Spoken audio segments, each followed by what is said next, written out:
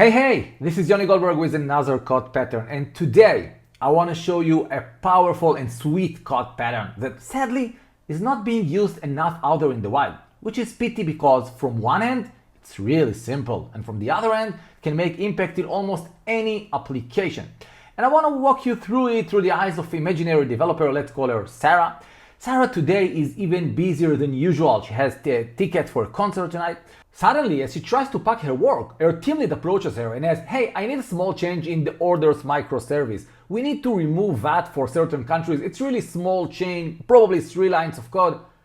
Sarah answers right away, but I didn't type that code for a long time. I can't remember the code. Her team lead insists, oh, it's really small change. There are tests there to help you. Probably very short change. Please do it for today. Unhappily, Sarah opens her code editor and for a start she seeks a test that can watch her back while she code this. And she finds a great test. When adding a new order in certain countries, then ensure there is no VAT, exactly what she needs. Also, the test provides great examples for input and for output, and it's easy. If you try to picture her mind now on a spectrum, from one end it's very easy and she's on smooth mode, and on the other end it's complex and her mind is on fire. Certainly now things are really smooth.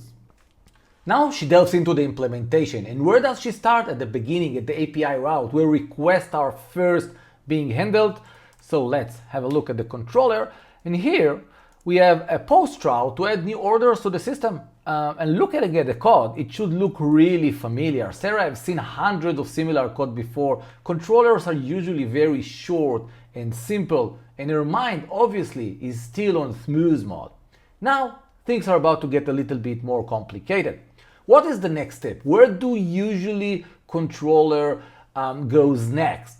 Well, in almost every system, the next step is a service, something in the business logic layer, some kind of service like we have here, order service, add order. Let's delve into that add order where the implementation lies. This is the order service, and a reminder, Sarah is looking to change something in the order pricing calculation. So the class here seems to inherit from a service base, and she looks there a bit to understand whether there are some details of interest. Afterwards, she gets back here and look at the add order function, and on the first line it checks whether the DB repository is initialized. So Sarah spends some time there because maybe some of the data, the tables are related with her work. Then she goes forward and there is some dependency injection frameworks that factor some services.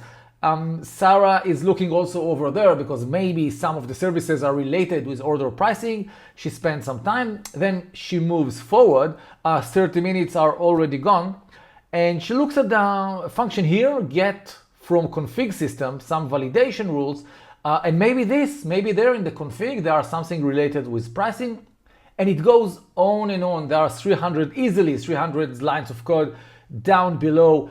A lot of details, a mix of product and technical details, framework, and now her mind is certainly much more on fire. Now, ideally, what Sarah would like to have now, like we have in the local books library, a navigation system, something that can easily, without skimming through all the books, something that can redirect us to the relevant area without spending so much brain cycles on it. This is where the use case pattern shines. Let's see how it makes things better. So with the use case pattern, in the domain layer or the business logic, how you call it, we have a new folder, use cases. And here we create a new file, add order use case. And we put here one single function, add order use case. And now as we open the controller, we no longer need a service, but rather approach the add order use case like this, and let's delve inside to see what makes it more valuable. So this is the use case that we've just created. I'm going to paste here some code that I've prepared beforehand, and let's look together now at the add order use case and read it out loud. Validate and coerce order, calculate order pricing, assert customer has enough balance, add shipping warning if needed, send customer email, insert order, map database response to DTO. See, now it's a very simple language to describe the flow, almost a product level language that tells in very easy words what's going on here. Under the hood, The use case here is actually orchestrating all the implementation services. It's kind of the index file that tells us which services exist and what do they do. Now Sarah can easily find the only areas it is relevant to her, the calculate order pricing module. She can avoid all the unnecessary parts in her journey. In other words, this is called accidental complexity, one of the golden metrics of software, where we wish to avoid complexities that is not needed at a certain point. You may think of your software like a tree. So ideally, one can climb from the root to some leaf without visiting through too much poisoned fruit. A poisoned fruit is kind of complexity. So designing with services up front makes force the reader to visit many toxic fruits on her journey. However, once we use cases, our tree resembles much more a tree like this, where all the complexity is pushed toward the edges, the far leaf of the tree, and one can climb up and find its relevant area without going through too much complexity. We didn't eliminate complexity. The same complexity exists in the system. We only organized it in a way that one can avoid it. It's not only about complexity. You can take use cases to the next level and use it to boost your workflow. Let me show you. Consider that you now have to code the new order flow. You have some requirements and it's a big flow that you have to plan. Start from the use case. This is your starting point. And what I do here is just note down the various steps that I probably have to do going with the requirement. For example, calculate price, use plain word, the function do not exist yet, send email to customer, then save order. And only by looking at this, I can start planning my work and identifying risks. For example, I need to send an email, but I didn't get a sender account and a token, it might last a week, so it's a good point now to start planning and send some Slack messages to get all of this artifact. In other words, it serves kind of your to-do list inside your code.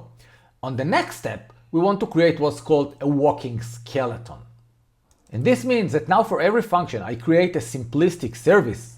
For example, if I have a send email function here, I create an email sender service. And all I do for a start is just define the input and output type. So here I would define order, which is of type order request, and order ID, which is a number. And the return type might be as follow.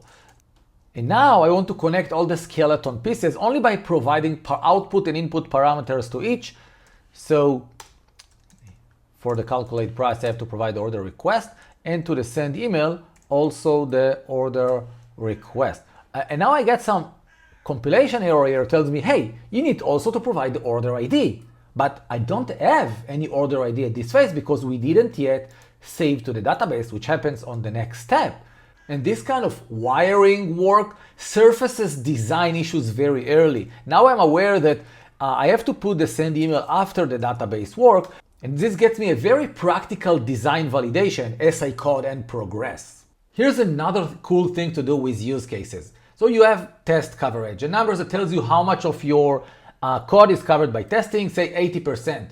Is it good? Are you happy? Or maybe sad because you don't know what are the 20% that are not covered with testing. Hard to tell, right? But only if you're looking at the use cases folder, you can see a very practical view that tells you per flow, per feature, how much of it is tested. And here you can get a much more insightful call to action. So see here, you see that the payment flow is only partially covered with testing. This is the critical financial flow, and this is a very clear call to action. It's interesting how such a simple pattern can make big impact.